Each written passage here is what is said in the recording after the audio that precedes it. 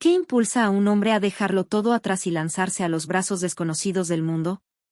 ¿Qué fuerza ancestral arde tan intensamente en el pecho como para vencer el miedo, el mar, las montañas y los imperios? En la vastedad de la historia, donde los nombres se desvanecen como huellas en la arena, uno resuena como un eco eterno entre las rutas del comercio y las leyendas del Oriente: Marco Polo. El viajero que cruzó el fin del mundo y lo hizo conocible. En una Europa aún dormida en el letargo de la Edad Media, donde la imaginación era más grande que el mapa, y las fronteras se dibujaban con la tinta del mito, nace en 1254 un niño en la ciudad de Venecia, envuelta en el esplendor de sus canales y la ambición de sus mercaderes. Desde sus primeros días, Marco Polo creció rodeado de relatos, aromas de especias lejanas y murmullos de idiomas extraños. Pero más que palabras, lo que respiraba era una sed. Una sed ancestral de saber, de tocar lo que otros solo soñaban. El mundo entonces era un tablero dividido por la ignorancia y el temor. Entre Europa y Asia se extendía una tierra vasta, desconocida, que se pensaba poblada de monstruos, maravillas y horrores. Solo unos pocos se atrevían a cruzar el corazón palpitante de ese misterio, la ruta de la seda. Su padre, Niccolò, y su tío Maffeo, lo habían hecho antes que él, estableciendo lazos con un imperio legendario al otro lado del horizonte, el de los mongoles, regido por un nombre que en Occidente era susurro y amenaza: Kublai Khan. Cuando Marco Polo parte con apenas 17 años, no lo hace como turista ni comerciante. Lo hace como heredero de un pacto entre mundos. A través de los desiertos de Persia, las altitudes letales del Pamir, las planicies infinitas del Turquestán, el joven Polo transforma el polvo del camino en sabiduría. Cada paso lo aleja de la infancia, de la patria, y lo acerca a la eternidad. En la corte del Gran Khan, en la actual China, Marco encuentra no solo poder, sino una civilización tan avanzada que haría palidecer a los reinos europeos. Calles iluminadas por lámparas, monedas de papel, mensajeros a caballo que cubrían distancias impensables, canales más vastos que ríos, ciudades que palpitaban con millones de almas. Y en el centro, el Khan. No un bárbaro, como lo pintaban los miedos de Occidente, sino un soberano ilustrado, sediento de conocimiento, hábil en política y despiadado en estrategia. Kublai ve en Marco algo que otros no tienen. No solo ojos atentos, sino mente ágil. Le encomienda misiones, lo convierte en emisario, lo envía a lugares donde ningún europeo había puesto pie. Marco aprende idiomas, estudia costumbres, observa con rigor científico y alma de poeta. Su inteligencia es pragmática, su memoria prodigiosa, su ambición insaciable. Y, sin embargo, en cada logro, una sombra crece: la nostalgia.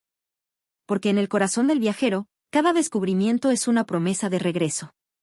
Y el regreso, una posibilidad incierta. Durante 24 años, Marco Polo navega entre mundos.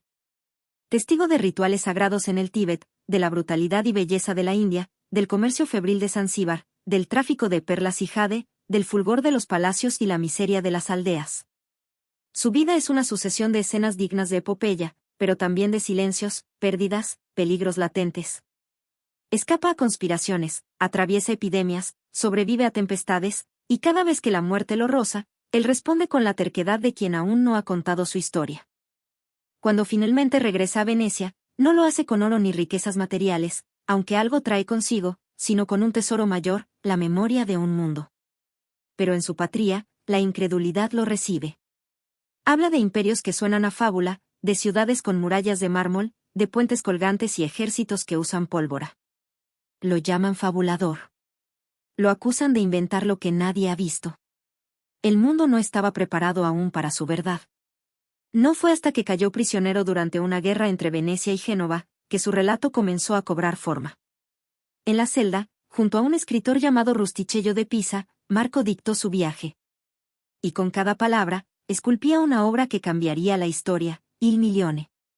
Un libro que era al mismo tiempo crónica, mapa, tratado geográfico y espejo del alma humana.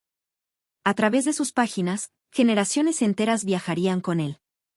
Su testimonio avivó el imaginario europeo, impulsó nuevas rutas comerciales, sembró la semilla de futuras exploraciones.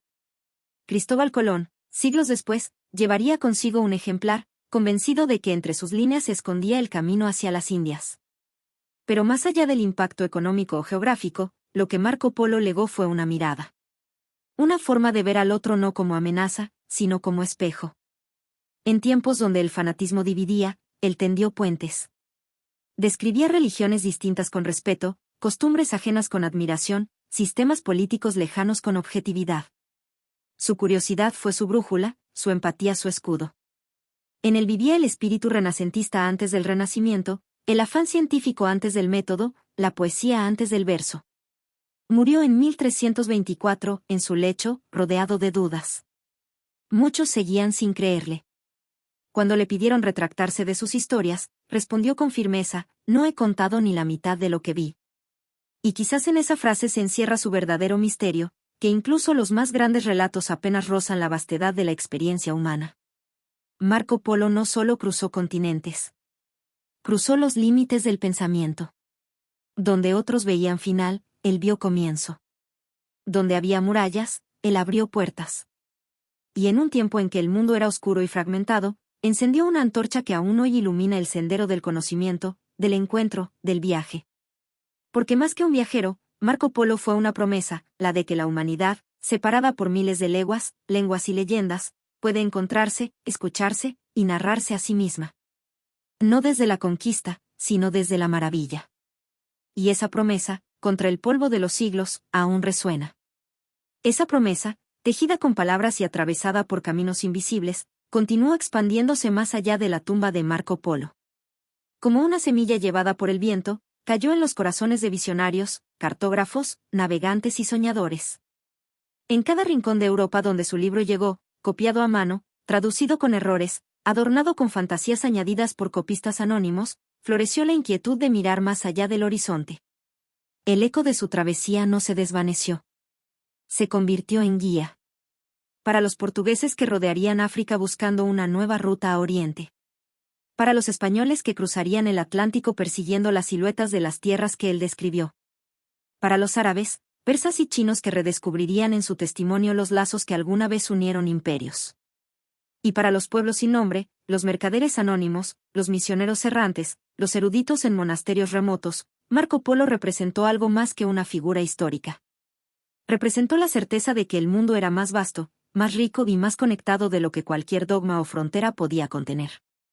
Pero también, en el alma de su legado, late una advertencia silenciosa. En su relato, junto a las maravillas, palpitan las tensiones, los prejuicios y los límites del entendimiento humano. Porque incluso él, observador agudo, transmisor apasionado, filtró lo que vio a través de sus ojos occidentales. Exageró, simplificó, omitió. No fue infalible. No fue santo. Fue humano. Y quizás por eso su relato sigue siendo tan poderoso, porque es imperfecto, como todo gran intento de comprender el todo. Los historiadores discutirían durante siglos la veracidad de sus afirmaciones. Algunos lo acusarían de nunca haber llegado a China, otros de ser mero portavoz de las aventuras de su familia. Pero lo que importa no es solo la precisión geográfica o cronológica, sino la magnitud de su impacto. Porque más que un viajero de tierras, Marco Polo fue un viajero de mentalidades. Su viaje fue también interior, un tránsito desde la ignorancia hacia la comprensión, desde el miedo hacia la curiosidad, desde el prejuicio hacia la empatía. Y al mirar su vida desde el tiempo presente, no vemos solo un hombre, sino un símbolo. El símbolo de lo que ocurre cuando la voluntad humana desafía los márgenes del mapa. Cuando alguien se atreve a decir, voy más allá. Vivimos en una era en la que el mundo ya no parece misterioso, donde los satélites han cartografiado cada rincón, donde las distancias han sido vencidas por la tecnología. Y, sin embargo, el espíritu de Marco Polo sigue vigente. Porque los verdaderos viajes no son solo geográficos. Son viajes de entendimiento, de diálogo, de reconciliación entre culturas y verdades distintas. Aún hoy, en un planeta hiperconectado, seguimos necesitando su mirada, la de quien escucha antes de juzgar, la de quien aprende antes de imponer. Marco Polo, el joven veneciano de ojos curiosos y corazón ardiente, no fundó un imperio. No lideró ejércitos. No escribió tratados filosóficos. Pero caminó lo suficiente como para trazar puentes entre mundos. Y al hacerlo, dio al hombre occidental una ventana hacia el este, no como un objeto de conquista, sino como una fuente de sabiduría. Su relato, envuelto en tinta, fue su nave de regreso. Su legado, más profundo que las rutas que describió, fue esa brújula invisible que apunta siempre hacia la maravilla. Y es que, al final, Marco Polo nos enseñó que el verdadero viaje no es llegar a un destino, sino transformar la mirada con la que se contempla el mundo. Que el mayor descubrimiento no está en el oro ni en las ciudades perdidas, sino en la capacidad de asombro que late en el corazón humano.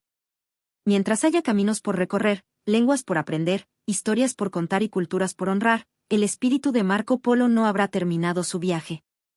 Y quizá, justo en este momento, en algún lugar del mundo, alguien está abriendo por primera vez su libro.